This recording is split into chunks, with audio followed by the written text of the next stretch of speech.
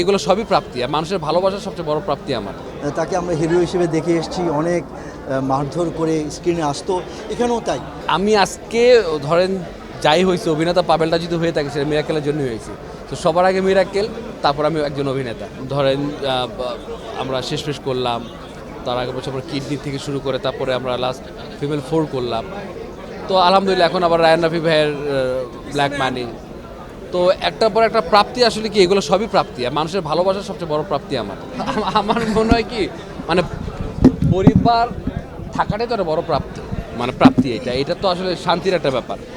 তো বাসা যখন ঢুকি তখন শান্তি, বাসার বাইরে যখন যাই কাজে সবাই কলিগদের সাথে থাকি তখনও শান্তি। আসলে কাজটাও এখন একটা পরিবার হয়ে গেছে আমাদের, মানে আমাদের যে ইউনিটটা বা আমরা যেখানে যাই শুট করতে, তো সবাই একটা পরিবার হয়ে গেছে আর কি। সো বাসা থাকলে একটা পরিবার, বাইরে গেলে একটা পরিবার, তো পরিবারের মধ্যেই আছে। আপনারও তো পরিবার, আপনার তো পরিবার বাইরে না। নতুন বছরের নতুন প্রথম কাজ রায়ান রাফি ভাইয়ের ব্ল্যাক মানি, তারপর ভ্যালেন্টাইনে আসবে অমি ভাইয়ের হাউস সুইট, তারপর ঈদেরটা এটাও জেনে যাবেন আসলে কী কী হবে। এছাড়া তো অনেক কাজই হবে ইনশাল্লাহ। কোনটা ভাই? আমি ছিলাম না তো এটা। তারপরে আসবে আমাদের সুমন ভাইয়ের পরিচালনায় মির্জা। সো একটার পর একটা মানে অডিয়েন্স যারা ভাই ব্রাদার একটার পরে ধামাকা দেখতে থাকবে আর কি। আমি আজকে ধরেন যাই হয়েছে অভিনেতা পাবেলটা যদি হয়ে থাকে সেটা মিরাকেলের জন্য হয়েছে। তো সবার আগে মিরাকেল, তারপর আমি একজন অভিনেতা। মানে আপনার প্রশ্নের উত্তর দেওয়াটা আমার জন্য টাফ, কারণ রাজনীতি নিয়ে আমি জানি না, আমার এই ব্যাপারে জ্ঞান খুবই কম।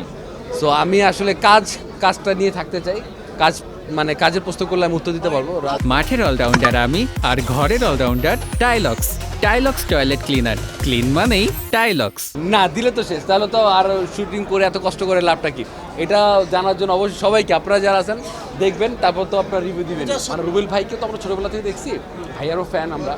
সো ভাইয়ার সাথে ভাইয়া যে এত ফ্রি, ভাইয়া যে এত জলি মাইন্ডেড, এটা আসলে ভাইয়ের সাথে না মিশলে বুঝতাম না। আর পূজা, আমরা তো পূজাকে নায়িকা হিসেবে দেখছি, বাট ও অ্যাজ এ মানে পার্সন বা খুব সাপোর্ট, আমার বেলায় বলি, খুব সাপোর্ট দিচ্ছে কাজের ক্ষেত্রে, অ্যাক্টিং করার ক্ষেত্রে। আমি তো চিন্তা করি আমি তো নার্ভাস থাকি রে ভাই, নায়িকা মানুষ, সুন্দর মানুষ একজন, আমি তো নার্ভাস থাকি, তাই মানে আমি জানি না কেন শ্রীলেখাতে আমাকে পছন্দ করতেন, হয়তো পারফরমেন্স হিসেবে পছন্দ করতেন।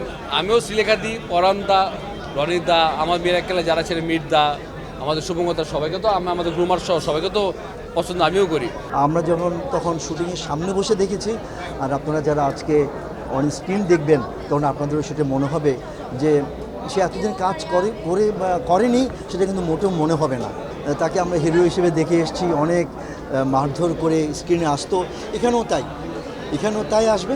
এবং এসে সবার শেষে তাকে যে জন্য ভাড়া করে নিয়ে আসা হয়েছে এই চরিত্রটিতে, সে চরিত্রটিতে সে তার পারঙ্গমতা দেখাতে পারবে বলে আমি মনে করি। না, এখনও আসেনি, ও আসবে, একটা রিহার্সেল আছে, তো ও সব সময় আসে। এদের তো অভিনয় শুরু হয়েছে বলা ভুল হবে, শুরু করেছে আগে, কিন্তু এখন ওদের হচ্ছে পরিণত হওয়ার সময়। এখন যত বেশি কাজ করবে তত এরা ধীরে ধীরে অভিনেত্রী হিসেবে পরিণতির দিকে যাবে। তা আমি মনে করি পূজা এবং দিঘি ওরা অভিনয়ের উচ্চ শিখরে অধিষ্ঠিত হোক, এটাই আমার ওদের প্রতি আশা থাকবে, কামনা থাকবে।